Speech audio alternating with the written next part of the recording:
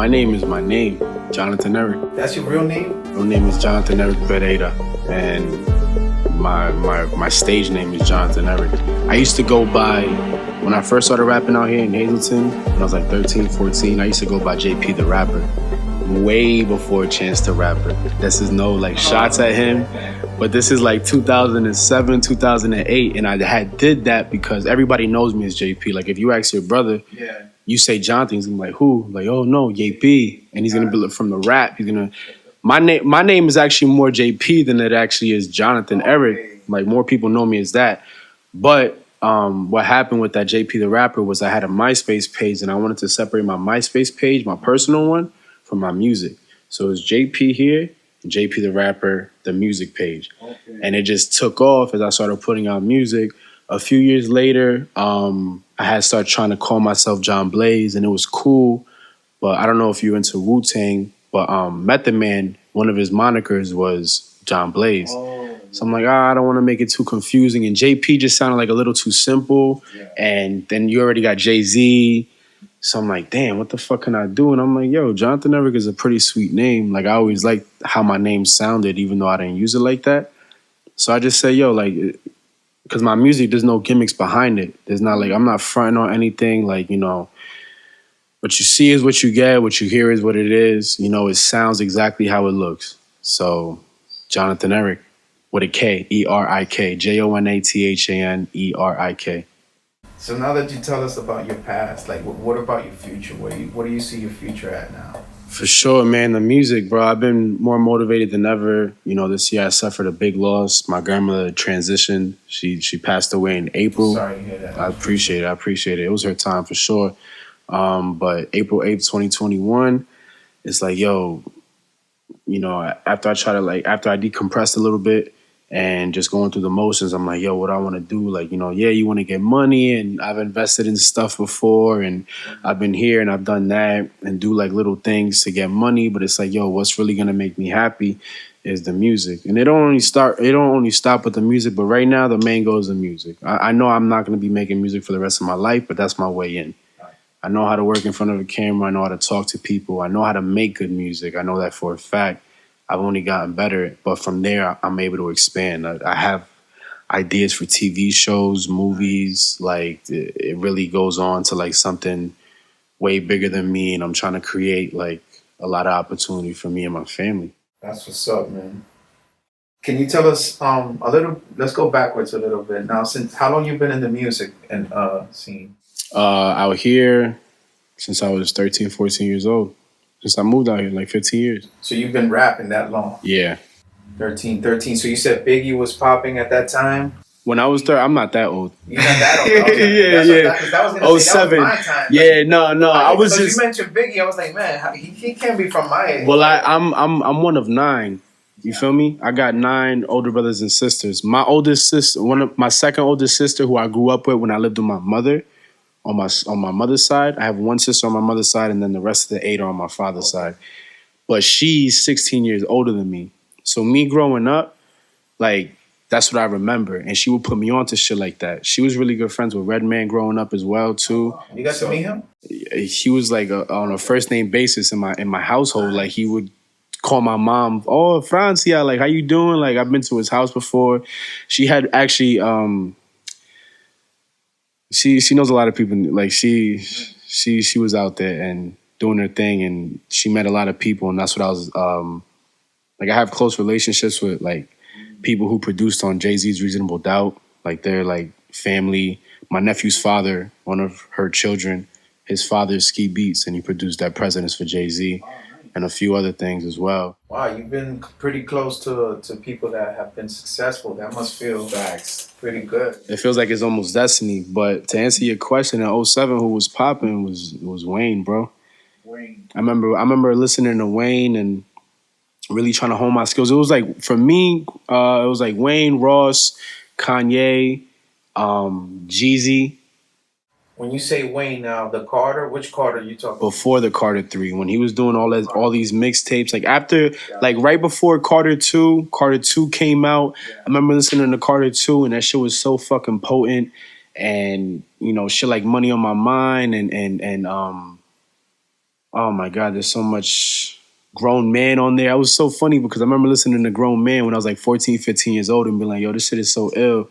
Um, and, you know, Kanye at that point was working on Graduation, maybe. I think Late Registration that came out already. Graduation's about to come out. Ross, I remember the album that came out at the time that really had me going. Triller came out, and Triller to me was real dope. And that's like right before Deeper Than Rap. So it sounds like you have a really good library of music in your mind. So how do you describe your music? Like how do you say if you were some people that never heard you before your music? Let's say how would you describe to them? How's your music like? It's tough, man. Because off of those inspirations alone, I don't know if you could hear them in my music besides like Kanye West, really. Okay. You know what I mean? Like it's potent. Like because through the years I started listening to guys like Cudi, then Drake came out, and then a bunch of guys who like music has gotten so vast these days. But like I think you could definitely hear a lot of feelings in my music today, for sure. I lay it all out there. Like on my latest record that I put out, Feel Safe, it's like a really transparent, open wound that I let the world in and I put out there, and you could hear it in the music and the beat matches. Did you make a video out of it? Yeah, that video's actually gonna be coming out very soon. By the time this video comes out, this podcast, the video should be out as well. What's the name of it? Feel Safe. Feel Safe. Yeah, Feel Safe by Jonathan ERIK. The video's directed by Timmy Price. You know him well. Yeah, he's known really well around town as well. That's my guy. We got a really good relationship, and I love working with him. But he's very talented. He's a man, bro. He's psychotic too, which I like. You know, he's on his shit, and I could get with people like that. But my music is like an open wound, man, and I feel like it's just gonna grow with me. Right now, I'm in a place where I'm trying to figure it out, and I'm trying to break through. And you know, I've been through some things in my life, and I'm 28 years old, so I'm not old by no means. I'm young, but like I'm not your 19, 22-year-old kid. Like I've been through all of that. I have a 7-year-old kid. Like I've mourned people. I've been in this and that and out of it and in of it, and you know what I mean? So you have a lot to say in your music based on your experiences. Yeah, for sure. So out of all the songs that you've released, which one were you the most proudest? Feel Safe. Feel Safe. I have this thing, bro, where when I'm in a really good space, every song I make ends up being my favorite song. Gotcha. Like I'll know when the song is whack because the song won't come out. Okay, it won't come out. Like real shit. Like I could. I'm that tough on myself. I'm listening to it like, this sounds good, but it's not me. I'm trying to do something that doesn't really fit the curriculum that I'm trying to put out there. Gotcha. But Feel Safe to me, I felt a certain type of way. I remember vividly. It was a Saturday night. I left work. I threw a beat on, smoking a bunch of cigarettes outside of my crib. And before I knew it, I had a hook in the first verse. And the next day I woke up, I went right to the studio, Ocho's crib. You know, my partner in crime, my partner in rhyme. Ocho was here with you the other day. Yeah, right? that's my brother, man. Blood couldn't make us any closer. That's my compadre. I'm his compadre. Like, you know what I mean? I'm his son's. Spanish as well? We're both Dominican. He's Dominican and Puerto Rican. And you? Straight Dominican. 100%, bro. Interesting. Yeah, you could tell because you know, but like, you know, my Spanish isn't all the way there, but yo me defiendo. I could survive if you throw me somewhere. But yeah, back to that, I fucking, the Sunday I woke up after like mumbling the track and I had the first hook and the verse in my head, I went to the studio, I laid it down. I remember my man Jabron was in the garage fucking with his car.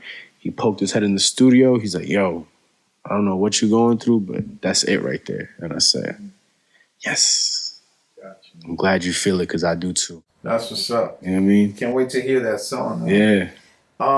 So that was your most proudest. And what's new projects? Any new projects that you're thinking of releasing soon? I've been making music pretty consistently now since that time. I've been writing music a lot. I've been trying to just get my face card out there, to be honest, man. It's as easy as it is to break through in this industry today, it's a little harder too because everybody's doing it.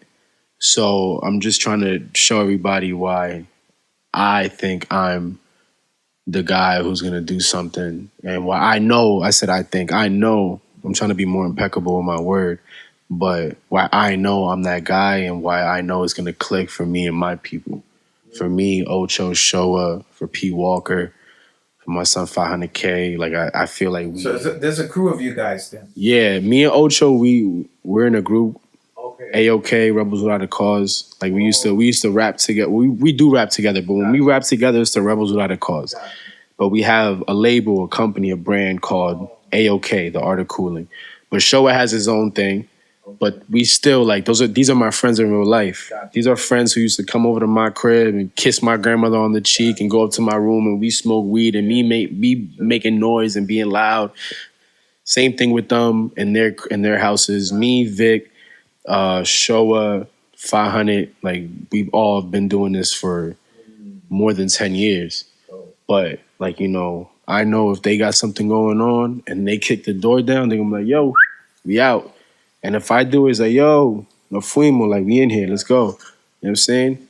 So that's what's up. it's a pretty nice little conglomerate we got going on right now. So since you've been in the music scene for a minute, like what do you say to all those new artists that are out there struggling to be where you at right now, for example? I don't think I'm anywhere yet. I'm getting there for sure. I appreciate but you're that. somewhere. Yeah, I'm somewhere. You definitely you fought your battle through the rap and through your rap music. Right. So I would say that's an accomplishment in itself. Right. And the stuff that I did hear recently, I mean, it sounded pretty. Well, you know what? I went into your Instagram and I saw your videos, and they're pretty inspiring. I just wanted to say that. So, guys, make sure you follow him. He's dope. I appreciate it. I've been through some shit like I told you, yeah. So tell us now, el consejo para los artistas nuevos. So my advice, as cliche as it sounds, people don't take this advice enough. And they fall because of it. Just be your fucking self, bro. Whoever you really are, be that person and show the world that person. I've been insecure. I still have my moments of insecurity. It's funny, I was in the gym this morning and I was doing my thing. I can't lie, that's why I was late because I really wanted to get it in. I was sick last week, so I couldn't go, and I'm really focusing on my health now that I got my spirit right, my mental, my emotions. I want to get the body right, my health, But I'm in there and I finish my joint and I go to the bathroom and I go to take off my shirt, check myself out, and there was a guy in there and he's like, I say, "Yo, I gotta check myself out real quick." Like, "Yo, pardon me." He's like, "Yeah, do your thing." And he on his way out, he goes, "Yo, you happy?" And I had to think about it real quick. I'm like, "Yeah, I'm happy. I'm not content, but I'm happy because I'm working at being the best version of myself. And when I put a camera in front of my face or I go in front of a microphone, all you get is Jonathan ERIK Pereira. All you get is JP. The best part of you. Facts. And like all it is like I'm putting how I am in real life. You're gonna hear it in the music. You saw the car I pulled up in. I don't gotta lie about it. I came up in a '06 Honda. The shit goes tiki tiki tiki tiki tiki tiki. You feel me? That's what it is right now. But I'm gonna make that shit feel, because eventually that tiki tiki tiki is gonna be some shit I could turn on from here and go woof. There you go. You know what I mean? And you said it on video, so this is gonna happen. Yeah, no, for sure, bro. This shit is gonna make those. I know that pretty BMW sound, that bing bing. When you don't got the seatbelt on, or the SL5 or the S550. You know what I mean? Like, my mind is there. I'm there in my head, but this is where I'm at in the moment. This is what you're gonna get, so you can see the progress as we go. Because eventually, bros, I'm gonna be talking about some shit that you're gonna be like, "Damn, son, I remember when son was over here." That's what's up, man. Yeah, well, that's on video. We're gonna put the before and after. Bank that, man. And I'm gonna look forward to looking back at this, man. It probably give me chills thinking about it when I look at it. Like, damn, look at me, 28 years old. I couldn't wait for it. Look at me now, 32, and it's like, yo, I gotta walk a mile to get to my bathroom, So, where can we find you on your social media and on YouTube? Let's say we were to find you. Right. So my video will be out on Art of Cooling on YouTube.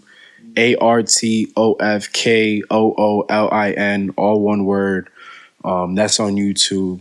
On Twitter and Instagram, it is my name, Jonathan ERIK AOK. So JONATHANERIK AOK. That's Twitter and Instagram. Snapchat, if anybody's into that. I be posting a lot. I just be like, bringing people into my life. The Snapchat is JPeezy, JAYPEAZYYY. Nice. But yeah, I be on there a lot, man. I be talking my shit. I be putting little videos out, little snippets, and I promote my shit. And this shit's only gonna get doper, bro, because I'm on my shit right now. That's what's up. You know what I mean?